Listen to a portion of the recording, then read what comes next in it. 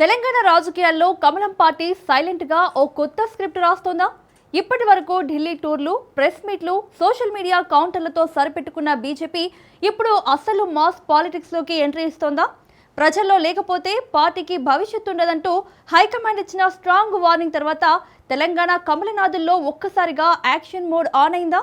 రైతు సమస్యలను ఆయుధంగా మార్చుకుని కాంగ్రెస్ ప్రభుత్వాన్ని కార్నర్ చేయాలని బీజేపీ కొత్త పొలిటికల్ వార్ రూమ్ సిద్ధం చేసిందా? ఒకప్పుడు బీఆర్ఎస్ కు బలమైన గ్రామీణ ఓటు బ్యాంక్ గా ఉన్న రైతు వర్గాన్ని ఇప్పుడు తమ వైపు తిప్పుకునేందుకు కమలం పార్టీ భారీ స్కెచ్ వేసిందా? రైతు ఘోష, బీజేపీ భరోసా పేరుతో మొదలవుతున్న ఉద్యమం నిజంగా రైతుల కోసమా, లేక తెలంగాణ రాజకీయాల్లో స్పేస్ ఆక్యుపై చేయడానికి కొత్త స్ట్రాటజీయా? ఐకేపీ కేంద్రాల దగ్గర మొదలవుతున్న ఈ రాజకీయ వేడి రాబోయే అసెంబ్లీ సమావేశాల్లో హీట్ పెంచబోతోందా? కాంగ్రెస్ వర్సెస్ బీఆర్ఎస్ అన్న సమీకరణాన్ని బ్రేక్ చేస్తూ మూడో ప్లేయర్ కాదు, మేమే అసలైన ఆల్టర్నేటివ్ అని నిరూపించుకోవడానికి కమలం పార్టీ భారీ మాస్టర్ ప్లాన్ రెడీ చేసుకుందా? Let's watch. తెలంగాణలో కమలం పార్టీ ఇప్పుడు కొత్త రాజకీయ ఫార్ములా ఫాలో అవుతోంది. ప్రజల్లో కనిపిస్తేనే పార్టీ బతుకుతుంది అనే ఫైనల్ కన్క్లూజన్కు వచ్చిన హైకమాండ్ రాష్ట్ర నేతలకు క్లియర్ మెసేజ్ ఇచ్చిందట. ఇప్పటి వరకు ఎవరి వర్గం వాళ్లదే, ఎవరి రాజకీయాలు వాళ్లవే అన్నట్టుగా సాగిన అంతర్గత పరిస్థితిపై ఢిల్లీ పెద్దలు అసంతృప్తిగా ఉన్నట్లు టాక్. ముఖ్యంగా లోక్సభ ఎన్నికల్లో మంచి ఫలితాలు వచ్చినా ఆ మైలేజ్ ను రాష్ట్ర స్థాయిలో క్యాష్ చేసుకోలేకపోయామని కమల్నాథులే ఒప్పుకుంటున్నారట. అందుకే ఇకపై సోషల్ మీడియా బీజేపీ కాదు, స్ట్రీట్ ఫైట్ బీజేపీ కావాలి అంటూ పార్టీ లీడర్లకు స్పెషల్ టాస్క్లు ఇచ్చినట్లుగా ప్రచారం జరుగుతోంది.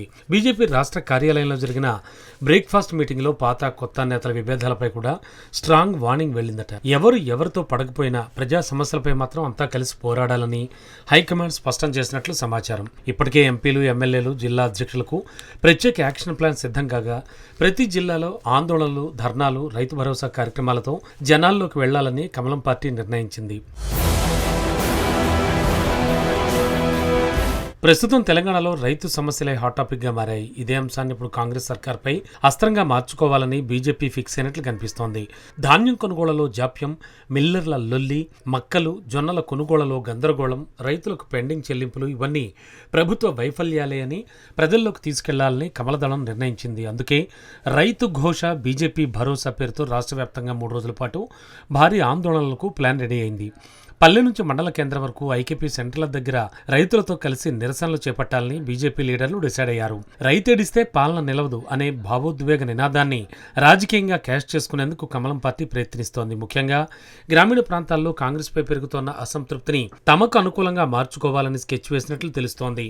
ఈ పోరాటంలో మొదటి రోజు నుంచే రాష్ట్ర అధ్యక్షుడు రామచంద్రరావు స్వయంగా రంగంలోకి దిగడంతో పార్టీ కేడర్లో కూడా కొత్త ఉత్సాహం కనిపిస్తోంది.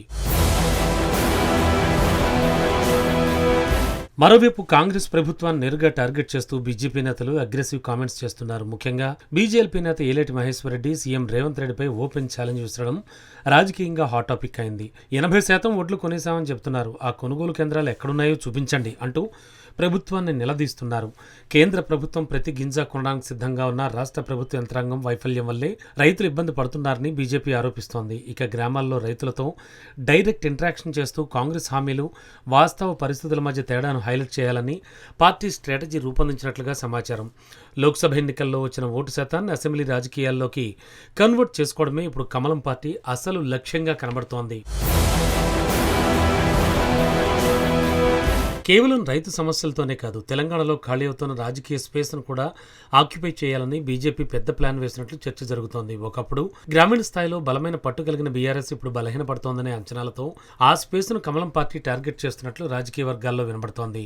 ఎస్ఐఆర్ ప్రక్రియపై వస్తున్న అపోహలు, స్థానిక సంస్థల ఎన్నికల ఆలస్యం, రీజనల్ రింగ్ రోడ్ భూసేకరణ వివాదాలు, ఇలా ప్రతి అంశాన్ని ప్రజల్లోకి తీసుకెళ్లాలని బీజేపీ డిసైడ్ అయిపోయింది.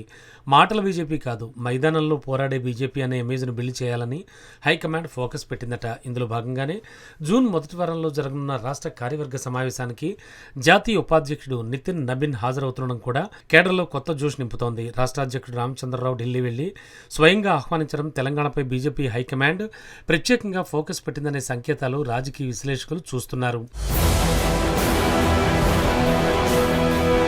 ఇప్పటివరకు తెలంగాణ రాజకీయాల్లో ప్రధాన పోరు కాంగ్రెస్ వర్సెస్ బీఆర్ఎస్ మధ్య కనపడుతోంది. కానీ ఇప్పుడు ఆ సమీకరణాన్ని పూర్తిగా మార్చేయాలని బీజేపీ ప్రయత్నిస్తోంది. రైతు సమస్యల్ని అస్త్రంగా మార్చుకుని గ్రామీణ రాజకీయాల్లో బలమైన స్థానం సంపాదించాలనే కమలం పార్టీ ప్లాన్ ఎంతవరకు వర్కౌట్ అవుతుంది? ఐకేపీ కేంద్రాల దగ్గర మొదలవుతోన్న ఈ రాజకీయ పోరు రాబోయే అసెంబ్లీ సమావేశాల్లో హీటు పెంచుతుందా? కాంగ్రెస్ ప్రభుత్వంపై రైతుల్లో ఉన్న అసంతృప్తి నిజంగానే కమలం పార్టీ తమకు అనుకూలంగా మార్చుకోగలదా? అత్యంత కీలకంగా బీఆర్ఎస్ బలహీనపడుతోందని భావిస్తోన్న కమలదళం ఈ టైంలో ఆ రాజకీయ ఖాళీని బీజేపీ పూర్తిగా ఫిల్ చేస్తుందా, లేక ఈ పోరాటాలు కేవలం తాత్కాలిక రాజకీయ హడావుడిగానే మిగిలిపోతాయా? మొత్తానికి రైతు ఘోష, బీజేపీ భరోసా ఉద్యమం తెలంగాణ రాజకీయాల్లో కొత్త మలుపు తీసుకొస్తుందా లేదా అనేది ఇప్పుడు ఆసక్తికర చర్చగా మారింది. ఇది కేవలం రైతు ఉద్యమా, లేక 2028 అసెంబ్లీ ఎన్నికలకు కమలం పార్టీ వేసిన మొదటి భారీ రాజకీయ అడుగా? ఇంకొన్ని రోజులు ఆగాల్సిందే.